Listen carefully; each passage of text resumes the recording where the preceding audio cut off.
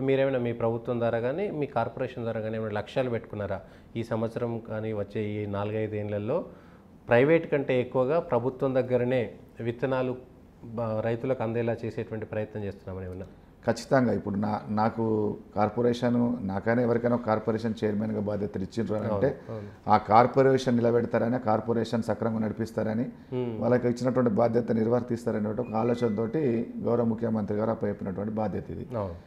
దానికి అనుగుణంగానే ముఖ్యంగా నేను ఒక రైతుగా ఈ 10 సంవత్సరాలు కిసాన్ కాంగ్రెస్గా రైతు పక్షాన కొట్లాడినాను కాబట్టి రైతులకు మేలైనటువంటి విత్తనాలు అందించాలని అంటే ఖచ్చితంగా కార్పొరేషన్ ప్రొడక్షన్ చేసి విత్తనోత్పత్తి చేసి మార్కెటింగ్ చేసి రైతులకు తీసుకురావాల్సిన అవసరం ఉంది. ఇప్పుడు నాకు తెలిసి నాకున్న సమాచారం ప్రకారం అంటే నేను మొన్ననే తీసుకున్న కాబట్టి బాధ్యతలు 3-4% ఏమో కాంట్రిబ్యూట్ ఉన్నట్లుంది.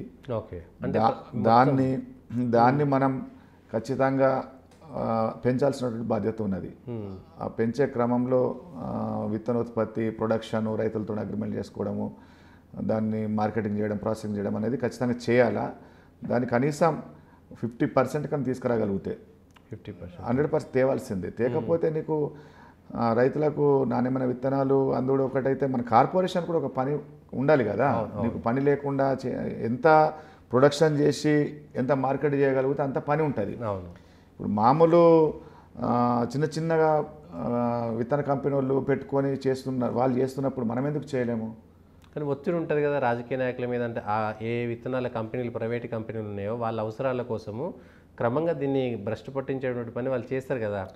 అంటే ప్రతి దాంట్లో ఉంటాయి, ఖచ్చితంగా ఉంటాయి. కాకపోతే ఇప్పుడు మనం అనుకున్న లక్ష్యం నెరవేర్చాలనుకున్నప్పుడు ఒత్తిళ్ళు తట్టుకోనో, లేకుంటే ఇప్పుడు మనమేదో కావేరి లాగానో నూజివీడు లాగానైతే అంత స్థాయిలో ప్రపంచ స్థాయిలో మనం విత్తనాలు మార్కెటింగ్ చేస్తాము, మిగిలిన రాష్ట్రాలకు చేస్తాము అనేది ఆ పరిస్థితి కాదు నేను చెప్పేది. కానీ కనీసం తెలంగాణలో ఒకప్పుడు ఉన్నటువంటి విశ్వాసం ఎట్లుండేనో ఏపీ సీడ్ అనేది, ఇవాళ టీఎస్ సీడ్ అంటే కూడా ఆ విశ్వాసం కలిగించి ఆ స్థాయిలో చేయగలిగితే కార్పొరేషన్ రన్ అవుతుంది, రైతులకు కూడా మేలైనటువంటి విత్తనాలు ఇవ్వడానికి ఒక అవకాశం ఉంటుంది.